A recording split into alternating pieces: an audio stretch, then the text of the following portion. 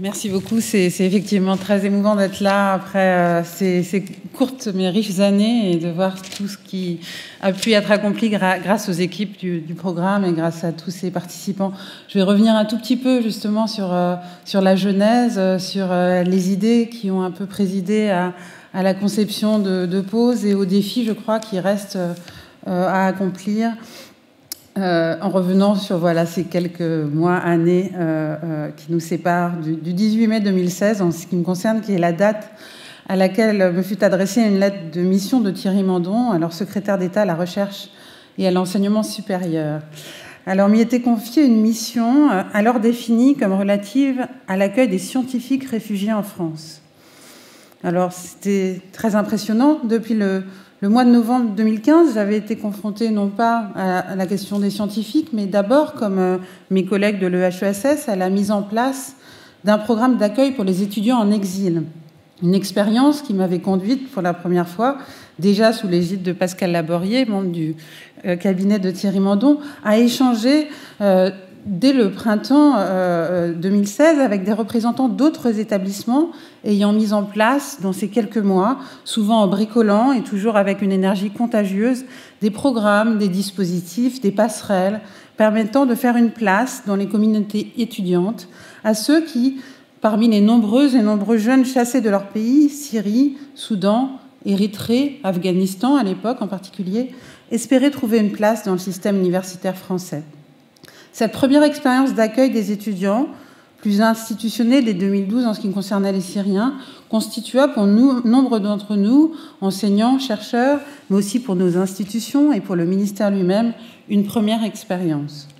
C'est à partir de cette première expérience et grâce à l'attitude que voulut bien m'accorder Pierre-Cyril Lecœur, président de l'EHESS avec qui je travaillais à l'époque, que je me lançais dans l'accomplissement de cette mission presque dans les deux sens du terme, avec enthousiasme, mais aussi avec une certaine appréhension. Celle-ci fut surmontée non seulement par l'aide constante apportée par Pascal Laborier, mais aussi par le retour très largement positif rencontré rapidement au sein de la communauté académique élargie, des services du ministère à ceux du CNUS, des représentants de la CPU aux dirigeants des grands organismes de recherche, de la Cité internationale, à tous les présidents d'établissements. Sans revenir sur le rapport rendu fin septembre 2016, il faut dire qu'il avait moins d'importance que le fait d'être en fait un prétexte pour permettre de créer, dans une certaine urgence liée, comme Alain l'a rappelé, à la proximité de l'élection présidentielle, un dispositif français. Déjà, quelques points avaient été mis en évidence et il me semble qu'on peut les rappeler aujourd'hui parce qu'il reste, je le disais, des points d'importance et peut-être des difficultés ou en tout cas des questions auxquelles il nous faut toujours répondre. Je l'ai évoqué, donc la question de l'accueil des chercheurs a été pensée en articulation avec celle de l'accueil des étudiants en exil. Les uns et les autres ne vont d'ailleurs pas toujours des mêmes pays d'origine, pour des raisons sur lesquelles il serait pertinent de revenir. En considérant comme jeunes chercheurs ce qu'ils sont, les doctorants, il s'agissait en particulier, dès la création du programme Pause, de ne pas couper en quelque sorte la chaîne du savoir, de saisir les chercheurs dès leur moment de formation,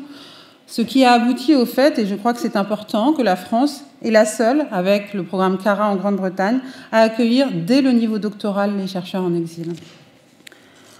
Deuxième point, l'intitulé de la lettre de mission portait sur les chercheuses et chercheurs réfugiés. Et rapidement, j'ai substitué ce terme à celui de chercheuses et chercheurs en exil ou en danger. Il ne s'agissait pas en effet de parler d'un statut juridique, comme l'est celui de réfugiés, mais de personnes en situation de tension dynamique et fragile entre les raisons dramatiques du départ et la possibilité ou non de revenir à terme dans le pays d'origine. Réfléchir à un programme d'accueil et d'insertion scientifique d'urgence signifiait aussi concevoir un dispositif relativement indépendant de la capacité à définir, pour le pays d'accueil comme pour la personne accueillie, l'horizon d'un retour ou sa temporalité possible. Et cela reste évidemment une difficulté du programme. Dès le rapport était donc identifiée aussi une question qui reste d'actualité.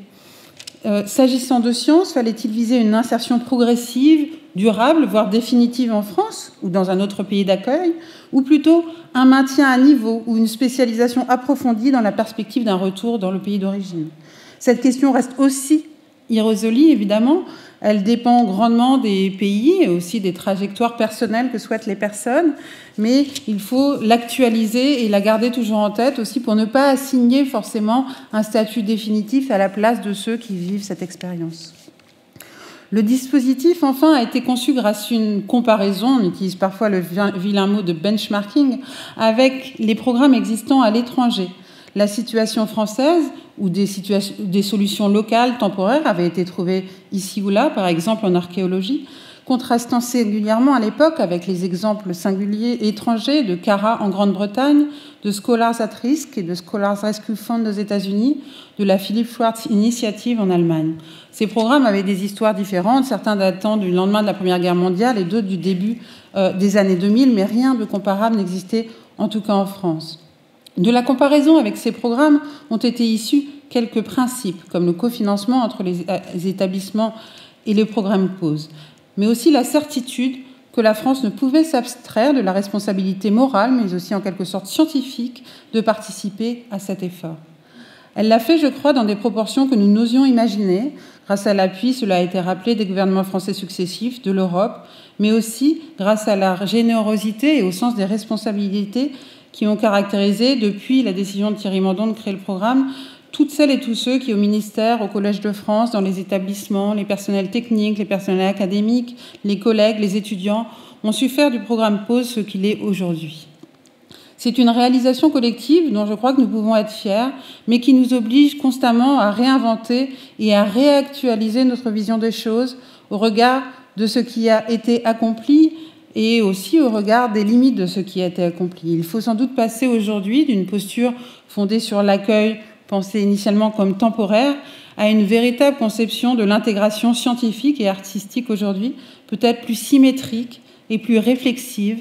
dans nos relations avec nos collègues en exil et leur savoir au sein de nos institutions comme à l'échelle de nos sociétés tout entières. Merci.